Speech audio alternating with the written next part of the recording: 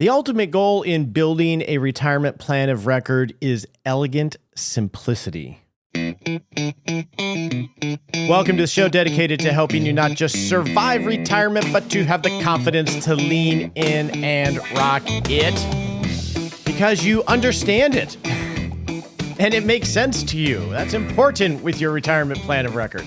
My name is Roger Whitney, and today we're going to have a special episode where Carl Richards and I have a conversation with each other and club members. We decided to do this in the club just to bring in other voices about elegant simplicity, about decision-making, about deciding what you want, which is extremely difficult in life when we're setting goals.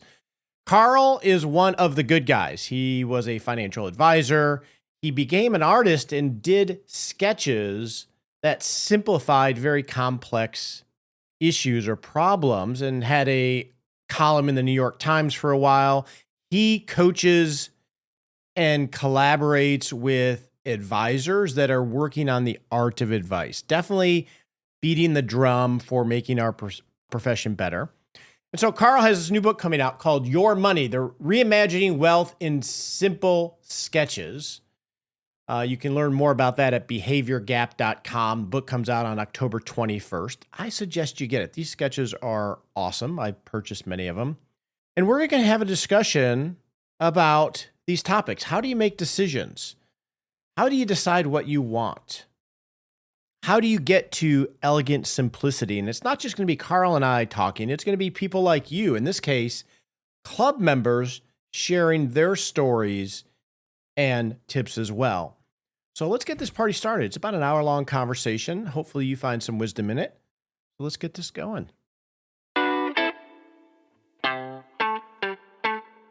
Hey, everybody. Welcome to hanging out with me and Carl Richards. I'll introduce him in a moment. Just a reminder, this is actually just the audio, not the video. This is going to appear on the podcast. So you're on you if you overshare a little bit, but we're just going to have a conversation about money. Carl Richards is well known in the business of financial advice. I'm going to give a very brief summary of you were an advisor and a CFP. You have coached and mentored countless people, many of them I know, like Taylor Schulte and others. And then in a Seth Godin style, became an artist created these sketches to help simplify the playing field of what our industry can generally make a very complicated thing. In addition, Mr. Richards has a community of sorts for advisors on the art of advice, which is very different than what you see in our industry. Our industry is generally about growth and scale and sales. His, in my understanding, you can correct me, Carl, is on the art of advice. So he is one pounding the drumbeat to improve our industry and serving people like you and everybody. How was that for an intro, Carl? Did I miss anything? No, that's amazing. Thank you. Yeah, I'm just excited to have this conversation. Yeah. And so, Carl, you have a number of books, the one-page financial plan. You have a number of sketches, which I own. I pulled some of them up here. I thought we might use as fodder to give people an understanding of how you approach this. But let's start with the sketches, because that's where your new book is coming in. What got you doing sketches? And I'll just share a few while you maybe give us some origin story. Yeah, I mean, I would imagine that most of the people listening to this have had this experience where you're meeting with somebody from the finance industry and they're trying to explain something and they're using language that, despite no matter how, unless it's been your full-time job, right? Most normal people don't walk around using the term volatility regularly, and they don't try to make it better when somebody says, I don't know what that means. And they say, oh, standard deviation.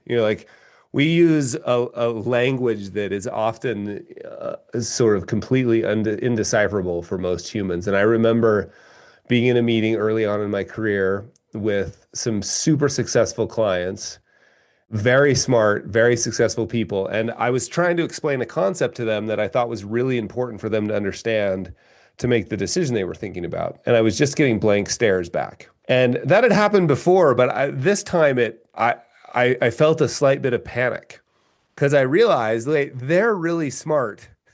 And so if I'm just getting blank stares from two really smart people, it must be me. Like I'm not doing a good job of explaining this concept. And out of an act of really desperation, I had never done this before. I wasn't a doodler in college or high school. I have no art background, as will be obvious as Roger shows you some of the sketches. I just stood up for the first time in a shared conference room. There was a whiteboard, and I made an attempt to try and diagram what we were talking about. And it doesn't really matter what it was. I believe I remember what it was, but it doesn't really matter. The clients were like, "Oh, I get it now." And I remember thinking like that moment, I remember sort of almost getting addicted to that moment of like, how could I take something that's a little bit abstract, maybe a little bit complex, and reduce it down to its simplest form. And so then I started doing them for the internet, back during blog days, and my mom and my sister were reading it. I found out later my sister was lying, right? It was just my mom. Yeah, she And signed up just to be nice. totally. And then one thing led to another, and again, I had no journalism background.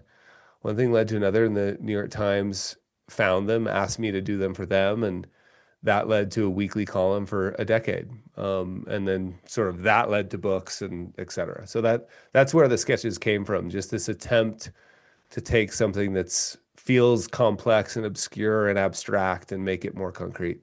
And that's such an important story. And that's a lot of what this club is. So we're hanging out right now live with 75 club members out of about 1,500. And everyone here is working towards having the confidence to rock retirement in some way. And by simplifying the playing field in terms of creating a retirement plan that they understand so that they can have confidence. So we work a lot in trying to simplify things in an industry, which you and I grew up in, where we, for whatever motives, we just love all this geeky stuff and we want to play with all these geeky toys that are sort of beside the point of helping people create great lives. So the book that you're coming out with on, I think it's October 21st, Your Money. What is your intent with that book? Talk about that book. Yeah, so my last book came out 11 years ago. So the first two books were 2 years apart, and then it's been 11 years. And I kind of gave up on books. I was like, look, I'm enjoying conversations so much. And then it was about the same time where it turns out you could have a career having conversations and you just call it podcasts. So I'd sort of like, I really fell in love with having conversations with people. And I started getting these emails though. And these emails were like people had screenshot one of the sketches and they taped it to the fridge, or they put it in the break room, or they pinned it to a bulletin board.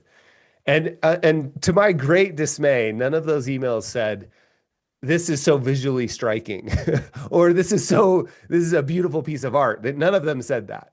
They all said things like, "I had this on the wall and my friend walked by and it started this conversation." Or I had this on the fridge at home and my daughter asked me about it. And I started noticing this pattern of like the images starting conversations. And I started thinking of them as conversation grenades. Like you toss them in a room and conversations break out everywhere. So, and then I noticed there's something unique about the physical book, right? Like handing this to somebody. And so I for a couple of years I thought about the idea of creating a unpretentious coffee table book. A book that could feel like it could be passed from friend to friend or sit on the coffee table and you could flip to any page. And so that's what the book is. It's a collection of 101. Many of them are like greatest hits. Most, not most, but actually I would be surprised if more than, I bet 80% of them appeared in the column in the New York Times. I updated the writing. I thought really carefully about it. I wanted it to be 101 sketches with 101 essays, but I want the essays to be as short as possible. So some of them are 2 sentences long. None of them will take you more than 3 minutes to read. And so that's what the book is. I was so happy to find a publisher that would remove everything that got in the way of that. So like to give you a crazy example, you know the first 3 or 4 pages of a book that are like all the kind of legal stuff. Hmm. I was like, what is this doing here? And why is it at the beginning? And so I asked the publisher, I'm like, could we move it? Like that certainly doesn't serve the reader. I want the reader to get right in. And they were like, we've never been asked. We've never thought of it. And yes. And so we moved all the front matter to the back. So that's the kind of thought that we went into. Like, I wanted this to feel more like it's not poetry, but I wanted it to feel more like you'd picked up a book of poetry than you'd picked up a personal finance book. So that was the goal. Well, when you emailed me about the book and I replied and said, could we do this with the club? You said, I just want to have conversations about money and these concepts. So I want to kick it off, and then we can invite members of the club just to have conversations around the concepts of some of your sketches, and let's just have a conversation about money. Yeah, it sounds great. So I'm going to start off. I'm going to share my screen with one that I talk a lot about, which is the difference between simplistic and elegant simplicity. A friend of mine, Michael Easter, had highlights a bunch of research of we're biologically designed to be attracted to complexity and accumulation of different things. And it's something that we have to battle. So when you're thinking of, what gets in the way of creating a great life, we call it rocking retirement. How does this express that?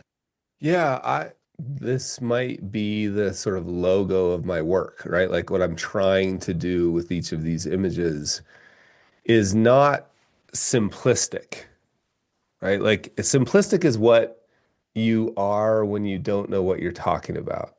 Like in our industry, those of you who run into like kind of fake financial advisors, simplistic is the financial advisor that should be selling shoes instead of helping you with your financial advice. And unfortunately, speaking broadly, there's a lot of those, right? But what's really, really important, and this was originally this idea was a Oliver Wendell Holmes quote. So he said, "I wouldn't give a fig for the simplicity on this side of complexity, but I'd give my life for the simplicity on the other side." And I think, like, as it applies to retirement, I would be thinking, like, after I've considered all the edge cases and nuance, like, where do I want to live? What do I want to be doing? What gives my life meaning? The normal way of making a decision like that would be that you would ask friends, you would do research, you would make pros and cons lists. All of that stuff's really important. That all lives in complexity, right? You thought you were making a really simple decision. I mean, have you ever tried buying shoes by reading reviews on Amazon about shoes? Right? Do you leave feeling more or less confused about which pair of shoes you're going to buy after reading the reviews? Right? At least if your experience is like mine, I leave feeling more confused. Well, that's all the stuff going on inside the complexity piece, which is, again, an important part of the process. I used to feel like I was doing something wrong when I would feel a bit more confused. And now I've realized like that's called the messy middle, or in some of the literature, we call it the groan zone, where you're engaging in emergent thinking, like considering new possibilities, edge cases, nuances. But then at a certain point, you get like, I've got all the information I need. I got to move from my head to my heart, probably. My wife calls it like, do my sun salutations, right? Like, take a deep breath and say, what's the thing that matters most to me? Of all this stuff, think about like just a credit card. Go ahead, Roger. And I have an observation about this that I just want to check is, in my experience, and as you that have gone through the master class and have been in the club and have been working on your plan of record, I'm interested in your perception of it. You can't go from simplistic to elegant simplicity. You can't shortcut having to get through all of this in my experience. It is part of the process. And the key is, would you agree, Carl, not to get stuck in here, because it's easy to way over optimize the money part of it and miss your life. You want to try to come out of that. Would you agree with that in terms of you can't really shortcut the process? Yeah, I think there are, depending on the decision and depending on your decision-making framework that you've developed. Like for instance, my wife likes to spend much more time considering every option, right? If I were to graph this another way, I would here, in fact, Roger, let me since you made me a co-host, let me fire up the old iPad here and see if we can do this real quick on the Oh, fly. could you send it as a one-off Carl original that I have for my own? Whatever you want. So here, let's see if we do this share. I think getting to the other side of complexity. In other words, like trying to make a decision. Let's use a practical example. We need a new credit card. Well, you think that's just a simple decision, right? Like we just need a new credit card. Like it's not that. But as soon as you dig in a bit, you're like, okay, well, do rewards matter? What kind of rewards? Do I use a Delta card? Should I get cash back? Suddenly you can find yourself in that middle zone, right? And I think there's another graph here that's kind of important, and it would be quantity of quantity of info. And sorry, my handwriting doesn't look great when I'm doing it on the iPad. Quality of the decision, right? And I think this is really hard for me to do and not make it perfect. It drives me No, we're just crazy, yeah, we're all just crazy. I know. So we're just playing. quantity of info, quality of decision, right? And I think we would all agree that that slope goes up, but there's a spot at which the marginal utility of every new piece of information starts to decline, right? Like, okay, sure, I'm going to make a little bit better decision, but the marginal benefit of each piece, I actually would argue there's a place at which I think any new information actually makes the decision worse. Now, my wife, for most decisions, loves to optimize as much as she can. Like I'm out here. I mean, like I like to make the decision and then spend all my energy making it right. And that means I end up making wrong decisions a lot. My wife would like to optimize as much as she can. So she's an interior designer and we just remodeled our kitchen. So you can imagine if you combine those two things, interior designer, remodeled our kitchen, I think you probably know how many conversations we had about appliances, right? I think I stopped counting at like 87. And I was like, Corey, her name's Corey. It was like, you know when we'll have exactly all the information we need to make the best decision about appliances? 12 to 18 months after we've installed them, right? And it's true. There are some things we have found. Now, we couldn't have found that no matter how much information, no matter how much we tried to maximize this curve, we couldn't have found it until we put it in and realized, darn, I wish that had the griddle instead of the grill or whatever, right? So I think depending on what kind of decision you're making, is it reversible? Yeah. How big are the consequences? Regret minimization, all of those frameworks you can use for making decisions will drive where you sit on that curve. But the short answer to your question is, yeah, there's almost no way to jump over it, right? You can't go from simplistic to elegantly simple without a lot of hard work. So if someone will raise their hand and tell Carl my favorite quote, I'll send you. You'll send what? What will you send? I'll send them your book Okay. because I have a favorite quote. I repeat it often. Oh, buddy, Bueller. Okay. Yeah. It's by Phil Stutz, who I respect a lot. He says, Mm. you will never be exonerated from three things: pain, uncertainty, or the need to do work. And usually we get ourselves into trouble trying to get exonerated from the uncertainty of a decision. And I think that applies to what you're talking about. We're all going to have a different curve of how much information and how much we want to try to optimize versus just making a decision and making it right. I definitely lean toward your end, Carl. But Yeah. when it comes to retirement planning, and I think this applies to this simple to elegant simplicity is none of these, there is no right answer, Mm. right? Like whether it's a dishwasher or your retirement plan, it's since there is no right answer, it's really important. And you've mentioned the phrase a few times. There has to be a really thought out decision-making framework to get to a judgment you can be comfortable because you'll never get to perfect. Yeah, I'm actually quite curious about how people in this group, how do you decide when you have enough information to make a decision? Like What was where's that?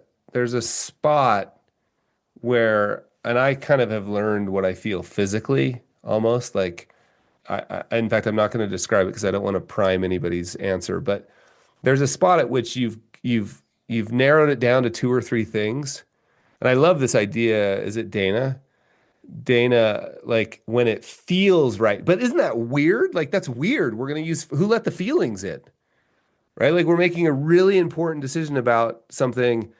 How do you decide when it's time to say, okay, I've just got to feel my way into it, right? I've narrowed it down to two. They're both great. How, anybody have any tricks for how they make that decision? For you to raise your hand or just mute and say your name. I would say that it's one thing that also another favorite quote of Rogers. It's about baby steps. Getting Mm, practice making lots of little decisions seems to mhm. help. I'm not. My wife is not a interior designer, but we learned about so much about bathtubs when we were redoing our bathrooms. I had no idea. There's so many Right. details about the depth of the water and the where how it drains Sad. and all that. And you, but there's it's the baby steps really works by having lots of practice, especially as a couple. But Mhm, just dealing with whoever you're dealing with, learning how to, okay, that's a small risk mistake, that's a big risk mistake, but let's start with the little mm, ones. And you get practice mm. doing that, then I think for us anyway, it helps us then kind of know where to feel that. And I can't locate it in my body, but it is somewhere in there that we either through exasperation or insight, we say that's it. Yeah, that's really good. Yeah, it's really interesting because this is like, it's not a head or a heart issue, it's a head and the heart. Like, I love the idea of like, I'm going to do all the work. I'm going to pay the price. I'm going to do the research. I'm going to gather all the data. And then at a certain point, I sort of feel like it's like, and then my wife, again, she refers to it as sun salutations. I like to go out into the mountains and then it feels like it's right. And then I make a decision and I move forward. And so that's really helpful. It sounds, Jim, I is see there Jim has his Jim? hand up. Yeah. Yeah. Yeah. Yeah. Yeah, can you hear me okay? You got Yeah. you, buddy. Awesome. So, Carl, thanks for doing this. I mean, there's many different types of decisions that need to be made, and a lot of them you do have to do the research and information gathering, like some that you've talked about for sure. But we also have to make a lot of decisions that we potentially already know everything about. And Mm, you've had the life experience. Now it's just a decision one way or the other and how you're going to react to it. And one of the things I've done over the last 25 years probably is to just sort of step away from the thought process, hmm. just leave it behind a little bit. And out of the blue, often the answer comes to me. I have no idea how that happens, but I've Hmm. literally just stopped pondering on it, for lack of a better term, and let it just work its way out and through normal daily activities my brain is seeming to still work on it. And at some point in Hmm. the future, I'm not even thinking about it. I'm like, that's the answer. That's it right there. I'm done. Any feedback on that and the difference in decisions where you do need a lot of research versus decisions where you have that information already, and how can you simplify some of those types of things? I Yeah, think you hit your on one, point. Carl, about Yeah. optionality.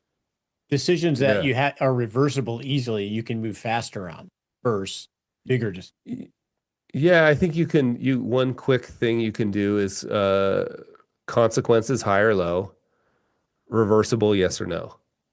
Like both of those are vectors that help you decide. Like if it's reversible and the consequences are low, I'm going to make a decision really fast because I'm going to get new information. And if I'm a little bit wrong, I can reverse a bit, right? And the consequences of being wrong weren't that big of a deal. So I'm going to make decisions really quick in an environment where the consequences are low and the decisions are reversible. I'm going to slow down a bit if the consequences are high, even if it's reversible. But I'm certainly going to slow down a lot. At least I should. I actually don't, but I should. I'm going to slow down a lot when the consequences are high and it's an irreversible decision. But I also want to point really quickly, it was Jim, right? yes, sir. To Yep. like Jim, there's good research behind what you're talking about, right? Like all you're doing is allowing. So often we get stuck in binary thinking, like it's either this or this, it's yes or no. And when you step away from the problem, it's the, like the age-old cliche about, the answer came to me in the shower, right? I think you can get really, I've got process for this where I intentionally build in some time in the mountains or some time on a bike when I know I can't, like I climb in the mountains quite a bit.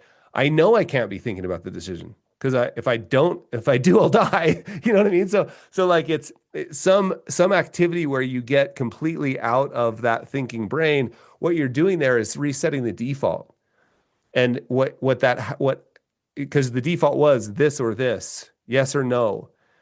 And what you do when you reset the default is you allow what's called emergent, right? Like emergent ideas you haven't thought of before, because you're not stuck. There's all sorts of issues around endowment effect and legacy impact where status quo bias, right? All of that stuff, like you tend to be stuck in an idea.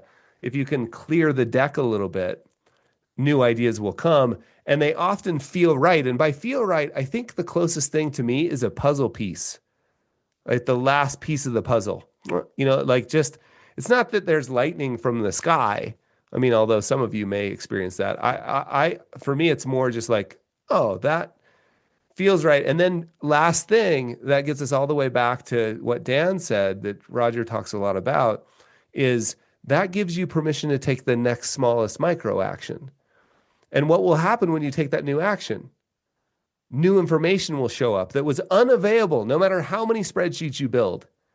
You couldn't get that information from the location you're at. One step forward, new information shows up, and then you can course correct again. And that if we get time, we can talk about navigating complex adaptive environments, because there's only one way to do it. Okay. Maurice has his hand up, so let's go to Maurice. Maybe we dive into that. Yeah, well, so and you hit on it, Carl, but I think in my mind it's getting it tangible. Especially I have to make a lot of decisions on my own, or in a work environment I have to make decisions in large groups, and the same thing holds true. Like as soon as you get to the point where you make a decision, you say, yeah, but what about? And so making it tangible and putting it down on paper. So option 1, 2, 3, what are the pros and cons? And I can't tell you how many times that you just start writing it out, and then by the time you write it out, you're like, oh, it's option 2. It's all that it just becomes clear to you because you've let the decision become tangible versus rehashing it in your brain. So I love that. I often, one thing I missed during the decade of kind of not writing and focusing on conversations was I really missed learning things I did not know through the act of writing. Like by writing something down, I would come up with things I did not know.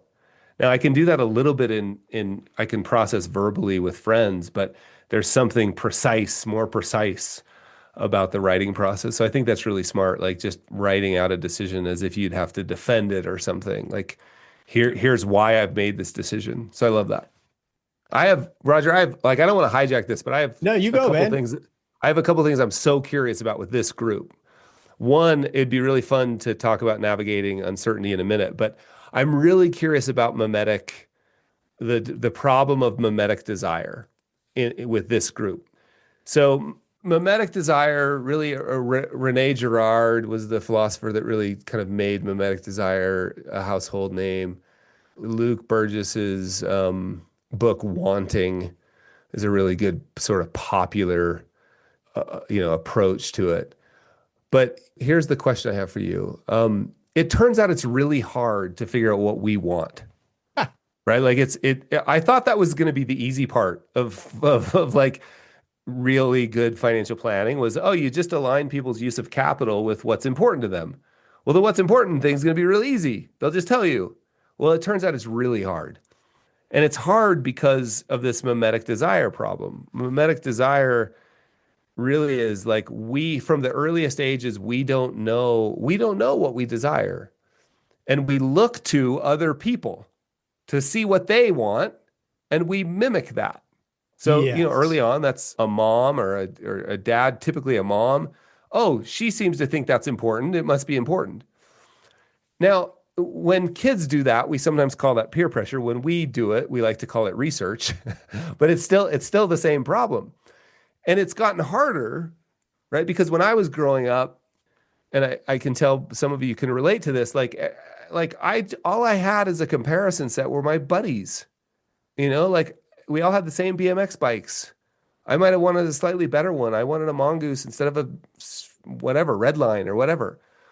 But I didn't know that I was supposed to want a private jet, right? Like I didn't know that.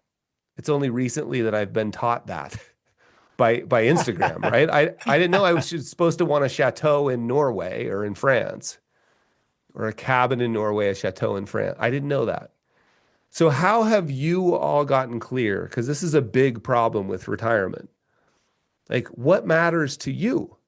Like, how did you get clear about? Because we have people come in all the time, $5 million in a sailboat. You're like, okay, well, that's uniquely precise. Like, have you ever been sailing? Right? Well, clearly that was an Instagram goal. How have you gotten clear? What's been the process for you to figure out what it is you really want? Hey And there. Marley. Thanks, Roger. I guess, Carl, one of the things I would say is community in the sense of Mm, understanding others to reflect back and understand myself. I have my own preferences, but as I work with others, spend time with others, vacation with others, I'm like, oh, that was kind of fun, but this is kind of what I want to do. So it's almost like a mm, compare and contrast in a hmm, sense of, how I'm deepening relationships and then using that as a reflection or a mirror to help me refine my own thinking. I love that. Let me just tell you a quick story that brings up, and then we'll get to everybody else. But Gretchen Rubin, the Happiness Project, Gretchen Rubin, I was having a conversation with her, and she said she was at this dinner party. She was at a cocktail party, and I think they were just leaving. She and her husband and and the family were going to leave in a couple of days for the mountains during winter, right? So they're going to a mountain resort town during winter. And she tells this lady, I think they're going to Vail or something. And this lady she's talking to, she tells that. And she says, "Oh my gosh, do you ski?" And Gretchen was like, "No, we don't ski. My husband doesn't ski. I don't ski. We don't ski. You've got to ski. Skiing's so fun." Like she goes on this like 15-minute trying to commit. You got to ski. Like here's how you do it. You get the instructors. He like tells her all about how to do it. And Gretchen's like, we don't ski. Right now, I live in Park City, Utah, so I don't really understand Gretchen's answers, but I applaud Gretchen. Like she's like, "We don't ski." The lady leaves. She comes back like 20 minutes later. And this is so, in their late 40s, early 50s, comes back and says, "You know what? I don't like skiing either." She's like, "It's just what we've always done. I thought you were supposed to love skiing. I don't like it either. It's cold. I'm miserable. It costs too much. Like the food's terrible. Like all of those sorts of things." And I was like, man, isn't that so interesting? That we It's can go. interesting, but it's also a little sad. But I know I see some of that in myself. Like, Oh, totally. Yeah. No, but totally, yeah. it is sad when we've been living somebody else's life or somebody else's goals. So I think this idea of this continual refinement that you're never going to quite get it right. Like until you're done, you're going to keep refining. And guess what? It's going to change too. So, okay, back to the question. How have you, Okay. if it's okay, Yeah. Roger? Marlene and then Cave and then Yeah, first of all, I want to say I apologize for not turning on my camera. I'm flat on my back after a total knee replacement a couple of weeks ago, so nobody wants to see that. So, but what occurred to me with your question about mimetic desire, especially in this group, what I've found is it's really interesting. When I think about some of the different choices that I need to make about when to retire, what are the financial benchmarks, what do I want to do when I retire, especially on the do part. A lot of people in this group, we do talk about travel quite a lot, and that's what a lot of people think about doing once they retire. And for me, I lived a job for 25 years that I was hardly ever off of a plane. Right. And all I can think of, and it's even in my bio in the club, that I just want to be in one zip code for a while. I don't want to get on a Right. plane, even when I have to. My daughter is a flight attendant and I get to fly for free. I've never flown since she's been a flight attendant because I just don't want to fly anymore. And so I think the peer pressure, though, does seem to kind of get to you a little bit. And I think am I wrong for not wanting to, to do more of Right, these right. things? But I think for me, though, in this group, the biggest benefit is some of the other things about, some kind of financial benchmarks that I think I need to hit, and when I need to retire. So, and there is competition there, even with my friends, around. Some of them are retired and some of them aren't. And you go out to have a drink and they all go, "Oh, you need to retire. It's the best thing ever." So it's still a conundrum for me. But I think I don't know. I'm probably just rambling, but that's what I thought of when you asked that question. Thank you. Sounds like some of this is like, sort of like we tell our kids is terms, be careful who you follow, I guess, nowadays, or who your friends are, right? Choosing your social network is really important because that's like the current that you're going to fall into, right? That's right. I call it like cultivate your comparison set. There you go. Like be very careful about your comparison set. That's a good analytical. Love Yep. that. Love that. Thank you. Yep. Hey, Cave. So thanks for being here, Carl. Yeah. The thing that I've always done with decisions is I generally make lists of things that I think I would enjoy, and then I do short experiments. So, for example, when I retired about 2 years ago, before retirement, I thought I liked going to theme parks, amusement parks, riding coasters, things like that. I said, when I retire, I'm going to get a season pass. I'm going to do that all the time. It'll be so enjoyable. I'll go probably every other weekend. Well, I retired. I got the season pass. I ended up going 2 or 3 times, 3 or 4 times in a year. And so I had to rethink then, well, what's the difference? And so, eventually what I determined was that, now that I can do anything, this is something that's not so much, it's not as high a priority, right? And so other things like travel and other things that are more interesting to me, are other experiments that I'm, phasing into. So I think that sort of experiment, try something out a little bit, and then, either fail fast and move on to something else or adopt it is the way I approach it. Love that. That's really, really valuable. Mike, you had your hand up and you put it down. I want to make sure that you were not trying to be polite. I was going to say something similar to what Cave just said, which is, especially as you enter retirement, you have the opportunity to explore and try new things and have the mindset that says, hey, it's okay if you try something and you decide you don't like it, right? It's not a lifelong commitment. And, when, as it relates to this club, the whole concept of the club is being agile, right? Yeah, I love that. It's a whole concept, Roger, so I don't want to say that, but being agile is an important aspect of this, whether it's financially or, finding your purpose in retirement and things like that. So I think that's it's a key to trying to make those decisions, explore, and decide what works and what doesn't work for you. Love that. Can I comment real quick, Roger? Whatever you want, man. I love all these things that sometimes we stumble upon just sort of naturally or intuitively. I love putting framework around them and getting very intentional about it. And that idea of experimentation, super smart. And Morgan Housel, who wrote a book that nobody read, I'm just joking about that. He I don't think he'd mind me telling you this story. He told me this story about how he thinks he should be a car guy because like everybody kind of tells him that he should be a car guy, right? He was a valet in Los Angeles when he was in college, right? Like he's made some money. He should be a car guy.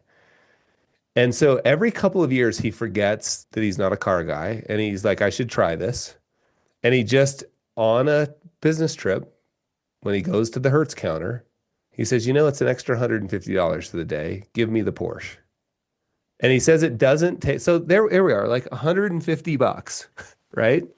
He says it doesn't take, he doesn't even get off the lot before he's like, okay, I admire this. It's beautiful. I can see how people would love it, but it just doesn't do it for me. And I think that's like, if we were very intentional about that, like Cave pointed to and Mikey pointed to, like this idea of like, okay, well, what's a really small experiment I could run? Back to the sailboat, right? Like, could I go out for an hour before I buy one and decide to sail around the world? Could I go out for an hour? Oh, that went well. Could I go out for a day? Oh, that went well. Could I go out for a week? Like second home. hey, can we go spend a week there? Can we spend a month there? Can we spend the summer there? So anyway, I love those ideas, getting very intentional about, I call it experiment design. Like, how can I design experiments? We've had that play out a lot in the club and in whether it's an RV, which is sort of the stereotypical retiree, right. Good one. or the lake house, etc. And great. What exercise that we've done in the past is, well, it's usually not the thing, it's the thing about the thing. The thing that it enables, and then you can poke around of, well, how can I get that other ways? Right. Love that. Yeah. Well, yeah. And the framework for that, right? Like, it's the thing. What's the value I'm trying to express from that thing? Right. Like travel, adventure, family, like what is okay. And then I love the idea of like, okay, that's the value. It turns out that thing was just a means to that value. And then I also love what you both pointed to, Cave and Mike, like it's okay to fail. Like, in fact, you should actively be looking for disconfirming evidence. Rather than looking for confirmation bias, you should this is my actively looking for disconfirming evidence. I've got the binoculars on, like, you know what? It turns out that RV thing is stupid. Like if that's how you feel, like I'm sure people love it, but you're like, if the bed's cramped, I can't take a shower. And then other people are like, this is the greatest thing ever. So both answers are okay. Yeah. Similar to our, if anybody's had a teenager or a young child, they're in gymnastics and that's their life. And then they're into soccer. It's experimentation. Totally. And what a rich way. I think that's like a very good way to live a rich life is like, what value could you put on new experiences? Do you know what I mean? So that's another way to look at these experiments. It's just a new experience. I have a couple ideas of where to go, but what's on your mind or heart, Carl?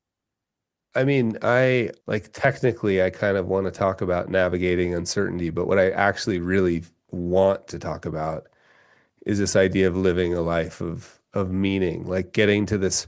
I'm meeting more and more people. When I turned 50, I started celebrating Project Half-Life. And the way I celebrate it every year. So when I would turn 50, that means I had 50 more years. But when I turned 51, that means I have 51 more years. Right? When I turn 52, I have 52 more years because it's Project Half-Life every year. And I'm sort of curious about everybody's experience in not shutting it down. Like making not shutting it down. What do you mean? I run into some people who are 72 and it's over. Like maybe hurt the shoulder, can't ski ever again. And then I run into other people who maybe hurt the shoulder and they get it rehabbed and they ski again. Or they're doing something totally different that they never imagined. Sure, like I can't ski, but I can do this. But I've seen people where it starts to get smaller. Life starts to get smaller. I'm going to shut things down. There's nothing wrong with slowing down, by the way. But I just met a guy who's 92 and just started his first venture capital fund, and he's only making 25-year investments. Like, I really like hanging out with that guy, So how do you approach this phase of life in an attitude of like, I'm going to make it expansive. I'm going to find ways to have my impact could grow. Like, you've got all this experience now, right? How do we approach it that way? I'm super curious about like your thoughts, your experience on that, and not feel overwhelmed by it either. Like, oh, I got to do all these things and start a venture capital firm. And like, how do we approach that? So we're going to go to Dan, and then many of you have some thoughts, but you're not raising your hand. So, yeah, for sure. Dan? Well, I'll put this on video. Podcast can't see it. This is a split because I did a new experiment. I don't want to be Debbie Downer for the roundup, but this came from my first pickleball moments. Okay, so be careful with pickleball. That's all I have to tell you. They say, they love them in orthopedics. They love them there, at urgent care. They told me how many, even the friends who encouraged me told me that, I've had so many things break. I remember one time I was walking in my neighborhood and I ran into a neighbor and she told me that she was having to move because she was living in a house with stairs and she was going to be turning 50 and she knew that people that would turn 50 couldn't go upstairs anymore. And I'm like, oh, really? And I didn't want to tell her that the next day I was going to be doing a triathlon with some of my contemporaries we were about 60 something at that time.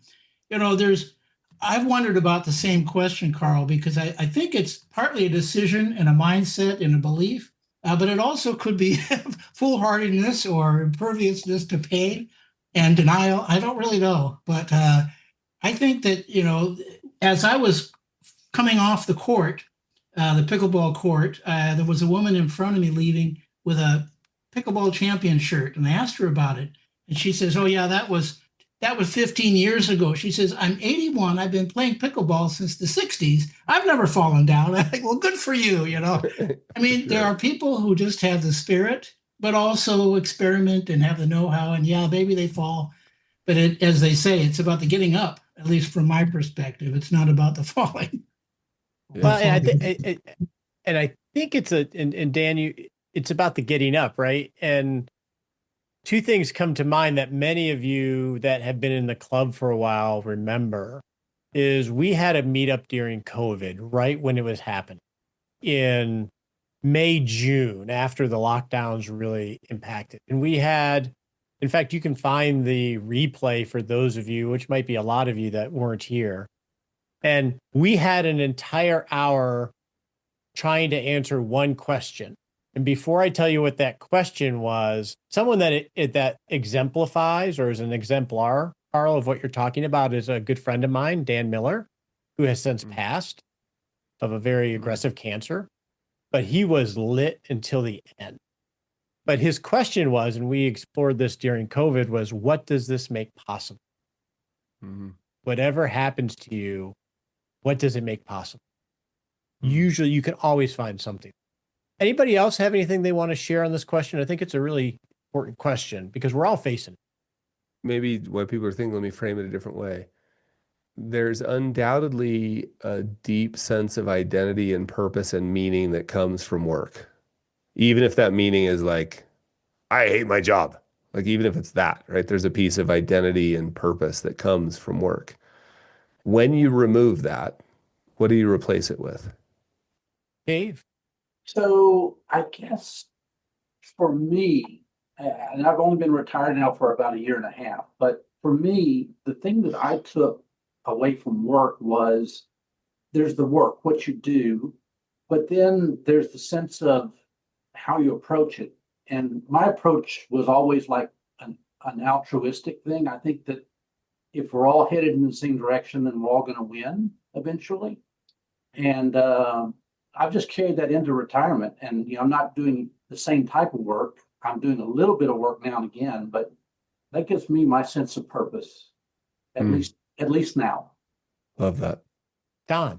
Yeah, for me, it's curiosity. If I'm not curious about something, then I know there's a problem. So, for instance, when I was working, there was always times when you were doing things you really didn't want to do, and so your mind would wander and get distracted, and it was always about something you really wanted to do.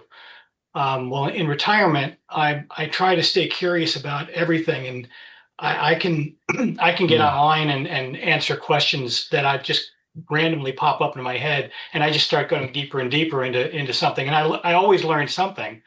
In another way, it's every day when I'm going someplace, or if I'm on a trip and I've been someplace 10 times. If there's a different way of going to that same location, I'll take it. Why? Yeah. Because I just don't know what I'm going to find, and I'm curious. I love that. One thing that's been really helpful for me, and it's a conversation I find myself a lot in, is if I have a change I want to make, for example, I have a good friend who built a tech company, sold it. When he was 49, he realized his attention was shattered. Like, he couldn't pay attention to anything for very long. It was just pure, scrolling Instagram, dopamine hits.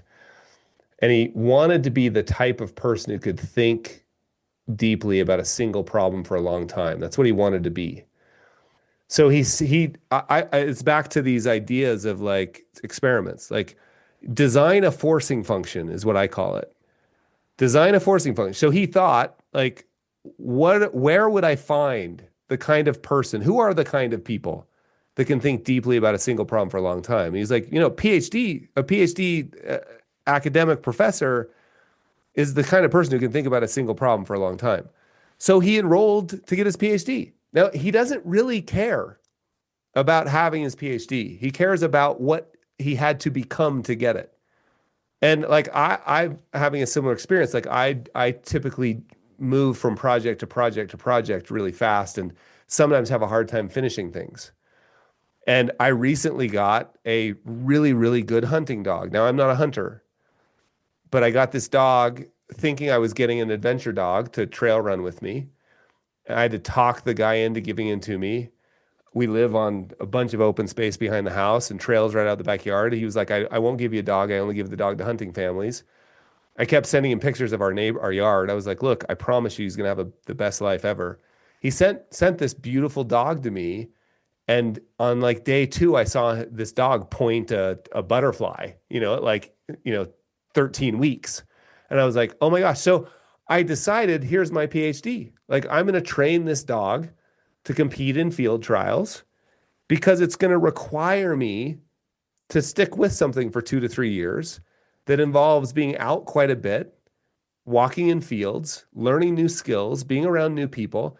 Do I really care about having a dog that competes in field trials? No. I care about what it's going to require of me to pull that off. So I love the idea of designing forcing functions that will require me to be the kind of person. You could say, Dawn, I'm going to write a book every year. Nobody's going to read it. I'm not going to show anybody the book, but it's the result of my curiosity, right? It's going to continue to force me to be curious. So anyway, I love that idea of forcing functions. Hopefully it's helpful to you. I think this brings it back around, Carl, to what do I want? Yeah. And the fallacy that you actually can know or can figure it out in advance. Right. Which is a lot of the ways that retirement planning is framed. Tell me what you want and we'll solve for it. What are your goals? Yeah. It's much more about following threads and discovering. Life is a process. And so holding these things loosely and giving yourself the ability to make adjustments as you discover more, so you can adjust your plan is really critical. I love that. Yeah, I love that. I love that idea of just sort of, it feels to me like as we become adults, we're required to hold competing truths at the same time. Right. And I love that tension of like, I love stability. Whoever was saying that they traveled a lot, I feel the same way. I love stability. Oh my gosh, I also love adventure. Right? Like, and instead of being at war, there's an essay in the book. Actually, this is my favorite line in the entire book. And Roger, I'm sure many of you know this feeling where like you work on something for like there's stuff in this book that I've been working on for 2 decades. And this line, it's in the essay called When Values Collide, or maybe it's called Values Collision. I think it's When Values Collide is what the name of the essay is. There was a line that I worked on around this idea of like competing values. Because we all know like retirement planning, the financial, all of it is just a giant trade-off. And sometimes those competing values cause a war, right? Like a fight with a spouse, a partner, within yourself. And I worked on this one line where it was like, your values are not at war, they're in conversation. And I love that idea of like, oh, interesting, you want to travel more. My wife is an insufferable nomad, right? That's how we ended up in New Zealand for 4 years and London for a year. I kind of just want to plant a tree at the house. That used to be a war. Now it's a conversation, right? And tell me more about that. What's important about it? Like to your point, Roger, what's the value you're trying to express? Are there other ways we could do that? Do we have to go together? Why don't we set aside time every year for you to go and I'll go go take the dog bird hunting for a couple of days out in the middle of the mountains, right? So I love that idea. Like, can we stay in conversation with competing values? Can we hold the tension's what keeps bridges up, right? Can we hold the tension, not have to resolve it too fast, right? Experiment with it. I think that's what we've all pointed to. So thank you for that, Roger. Thanks for allowing me to talk about it. Carl has a wonderful spirit when it comes to these topics. There are two things I want to share. One is, you'll hear about this if you're going to the roundup next week. I'm so excited. Man, the energy there is. But one thing we're going to announce at the roundup that I'll tell you now is it will go live at the roundup is we're launching what we call the Retirement Life Lab, which is we have 4 non-financial pillars, Carl, in the club, which is you have to have energy to show up for your life. You need to have relationships, strong relationships. You need to have foster a good mindset, and you need to have passion. Happy people have projects. So the Retirement Life Lab is going to be a literal laboratory where if you're struggling or interested in your identity and shedding that, there's going to be a didactic with exercise. If it's overcoming frugality, in sleep, in energy, it's going to be about if you're worried about energy. Well, sleep is an area. Didactic with worksheets, so we can experiment, because this is a journey. It's not a solution. So I wanted to share that for those of you that won't be there, and it really ties into what we've been talking. Yeah, second is behaviorgap.com is Carl's home on the internet. And this book comes out on October 21st, and we'll share this on the podcast, and we'll put a link in our noodle when the book launches. But his sketches, Troy on our team, T-Dog, he wanted to be here because he has 1 or 2 of your sketches right behind him all the time, and he's a big fanboy. Carl has a great spirit, and he does help simplify things so we can get out of our own way to go, well, rock retirement. Thank you so much for the time, Carl. Amazing, Roger. Thanks for the work you do. It's really, really cool to see all of this. Like, this level of intentionality and thought is super, super rare. So thanks, Roger. On your marks, get set.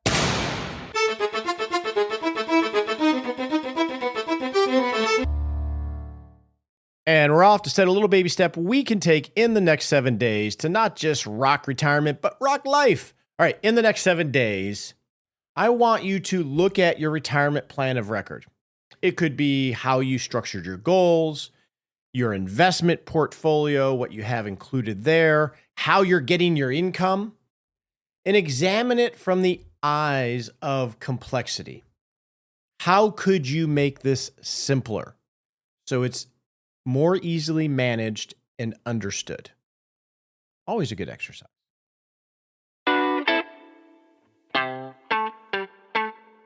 During that conversation with Carl, one thing that was highlighted for me that I'm going to pull as a thread and likely do a podcast, if not a series on this, is the idea of establishing your goals in retirement.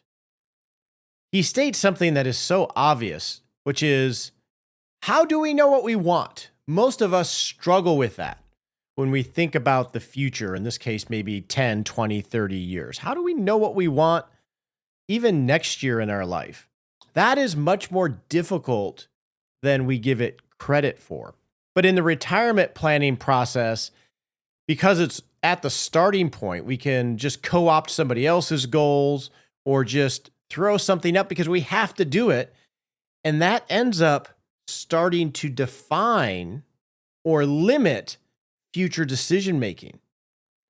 And that can be dangerous because then you start living a life that's not congruent to who you really are. Maybe it's best to take a little bit more time in teasing that out early, even if it slows down moving assets and all those other things. We're going to pull on that thread more, but that was the one highlight that I pulled out of it. I'd love to hear yours.